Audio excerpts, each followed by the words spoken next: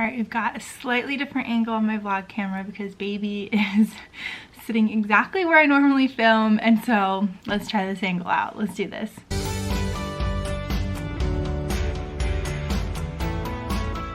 So I have really exciting news for anyone who has been following my journey, at least for the past several years, with chronic illness. They know, you know, that I have reacted well to cephalexin, which is an antibiotic, and we didn't know why up until this point. So I have my dermatologist results from my scalp biopsy. So let's get into this whole thing. The backstory of this is starting in 2023, and this is how we got into the whole cephalexin journey. So I went to the emergency room because I was having excruciating pain, which ended up being endometriosis, but we didn't know that at the time. They didn't figure out that it was endometriosis, of course, but what they did find was a UTI that I didn't know I had. I did not have symptoms of it, and they prescribed me 14 days of cephalexin. Now, I hated all meds at that point. I had so much medical trauma that I was like, I don't want to take anything else. Are you kidding me? Don't give this to me. I don't want to take it. So I was not like, oh my God, I want to take this because maybe it'll make me feel better. I was like, no, I don't want to take it. But 2 to 3 days after starting the cephalexin, I started having crazy amounts of energy where I would do something and then I could do something else, and I could do something else. And I wouldn't have to rest in between. I wouldn't pay for it the next day. I didn't have the post-exertional malaise. It was crazy. And so that was my first 14-day experiment of cephalexin, which wasn't an experiment at that time. I actually did have a UTI, but that was the first time that we were like, oh my God, I have had chronic illness for 14 years now, and none of my 6 years of straight through Lyme disease treatment ever touched my worst symptom of fatigue or brain fog. And the cephalexin did. It was crazy. I mean, I don't know what my normal energy would be like if I were healthy, so I don't have that as comparison, but the comparison of me not on cephalexin versus me on cephalexin, I feel like Superwoman on cephalexin. I'm able to do yard work. It's tough because I don't have muscle built up. I don't have stamina built up before I go on cephalexin, so it's not like I go into it being able to do crazy amounts of stuff, but I'm able to do things and not pay for it. So that was the first time on cephalexin. The second experiment was another 14 days, I think, and we were just trying to see, do I have the same reaction? And I did. 2 to 3 days in, I would get crazy amounts of energy. We would end the treatment, and 2 to 3 days after, I would lose all of my energy and all of the other symptoms that it was helping me with. I would lose all of that. And so then we did a 1 month experiment, I believe was the next one, and then we did a 3-month experiment, and each time was exactly the same. So that leads us to now. I think a year ago was the last time that I did an experiment, and it was the 3-month experiment on cephalexin, and I haven't done it since then. I've been on prednisone, which is a steroid, and I would go on a 20-day taper, and that would give me energy, and we didn't know why. Those are the only 2 meds that have ever touched my worst symptom of fatigue, which is absolutely debilitating, and I am debilitated and can't work, can't go to school because of my extreme fatigue. So that leads us to now, well, leads us to Monday, last Monday, when I went to the dermatologist, and I had had the scalp biopsies 2 weeks before, and so I went in. I was a wreck. I was so nervous because if the scalp biopsy showed nothing, I was like, oh my God, we're back to square one. We don't know why I have really extreme itching on my scalp. We're back to having nothing. So we go in, and the nurse is like, oh, let me give you the results. You only have acne on your scalp. And I was spiraling. I mean, I didn't show it to the nurse or whatever, but like the 5 minutes between when the nurse left and when the actual doctor came in, I was not having a good time.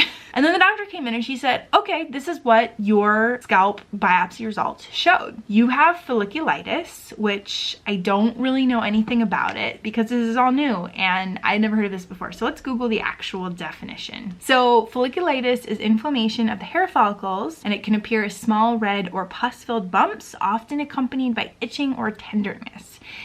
Yeah, those are pretty much my symptoms. Now, I had a specific one called Folliculitis Decalvans or something. There was another D word after it. And mine unfortunately has scarring, which means that if we don't treat it, it will lead to hair loss, and I will have alopecia. Even now, she said I have a lot of hairs that have lost their own hair follicle and they are growing up in the same hair follicle as another hair, which is not good. So that was incredibly interesting. And then the next thing she said connects to the cephalexin. She said, a lot of people with folliculitis don't react well to staph. So we all have staph on our body. It's just when the staph gets out of control, you have like a staph infection, and that's not good. But people with folliculitis don't tolerate staph, or sometimes don't tolerate staph that's just naturally occurring on our body. And like the light bulbs were just going off in my head. And I was like, that is wild that you mentioned that, because there is this mystery that we've been trying to solve. Anytime I go on cephalexin, which is an antibiotic that mostly treats skin infections or UTIs, I have this crazy positive reaction, and we haven't been able to figure out why. It's not all antibiotics. Like, I've been on doxy and other stuff, and I never react well to anything else. It is cephalexin. And she was like, interesting. And then we talked about prednisone, which is a steroid, which corticosteroids are also used to treat like staph overgrowths and stuff. The wheels were just spinning in our heads. And she was like, this is interesting. She said, okay, this is what we're gonna do. We're gonna put you on 6 weeks of cephalexin. That's why I'm so energetic in this video, because I am on my miracle drug. I am hyped up. I actually have energy. I've done a ton of stuff today and I still have energy. So she said, we're gonna put you on 6 weeks of cephalexin. You're gonna come back and you're gonna tell me how your skin did on the cephalexin, because I've never really specifically checked my scalp while I've been on the cephalexin. I've never really paid attention to my itching necessarily. I've been so excited about all the other symptoms, like my worst symptoms, that the cephalexin helps, that I've never really paid attention to my skin. And so she said, you're gonna take a really, really good symptom diary, which I always do. Oh my God, we just saw an owl. Baby and I are watching this owl that just came through. Crazy.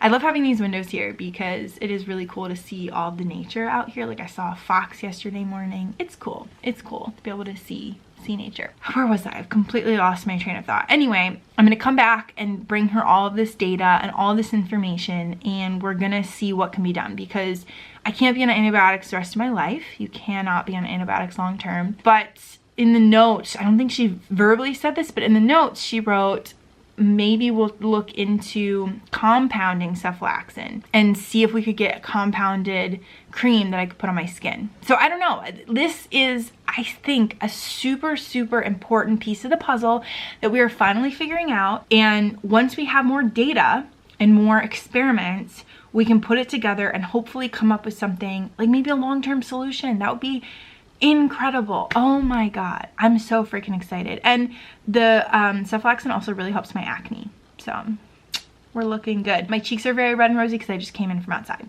so I'm a little flushed and warm because it's really, really cold out. So I'm so freaking excited. I can't believe that a dermatologist, out of all the specialists I've ever seen, and brought up the cephalexin. And let me tell you, I bring up the cephalexin to every single person I see, because you never know when somebody will have a thought, like the dermatologist, of what could be causing such a positive reaction. Because I always felt like it was the puzzle piece, that if we could figure out what it was, maybe we would know what we were missing. And that kind of seems to be the case at this point. Like, maybe this will be it for us and we'll have figured something out, and I could be on a long-term solution and then have energy like long-term. How crazy would that be?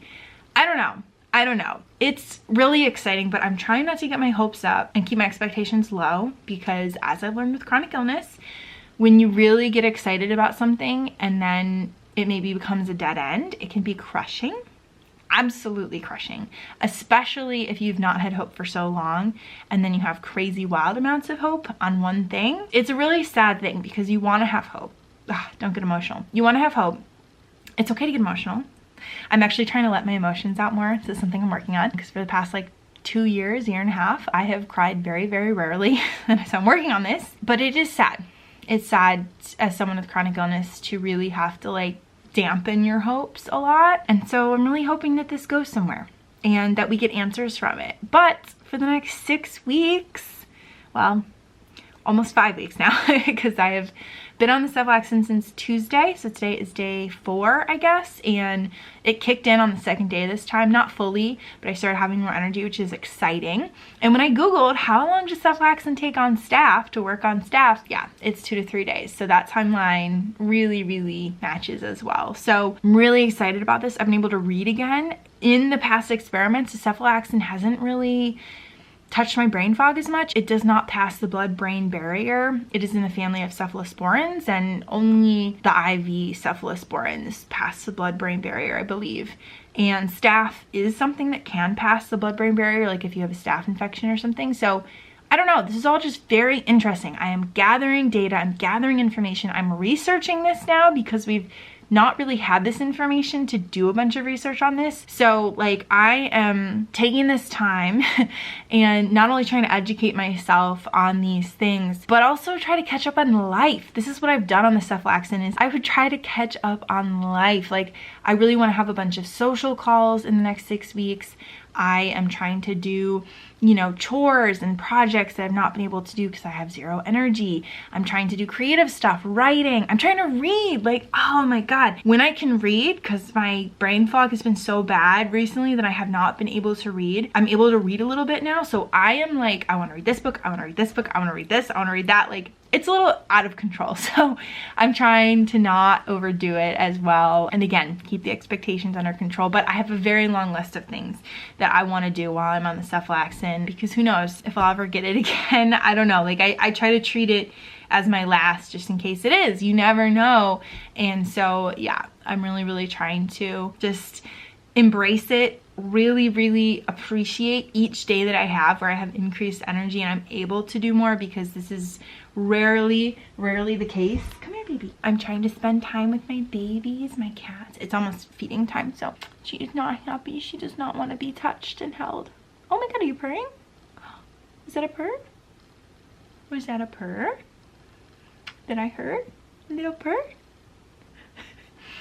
She's like, no, mother. It was not a purr. Please put me down. So anyway, like I am so freaking excited to keep you all updated, but I wanted to make this video to give you that huge, massive life update. Oh, okay. But also to let you know, like in these upcoming vlogs where I have energy, this is why. This is not normal, as you all know, and so I'm really excited. I also have a huge list of vlogs that I could film ahead of time so that I have a little bit of a buffer. So when I come back and don't have a ton of energy, at least I would have some buffer, because I used to have a couple vlogs ahead. I don't have that anymore. I've just not had energy to do that. And so I have so many plans. So we'll see how much I actually get done. I have fun things I want to do too. Like I would love to do a trash cleanup along my roadways here. I would love to go for walks at my favorite park maybe. I'd love to go to the Baltimore Aquarium.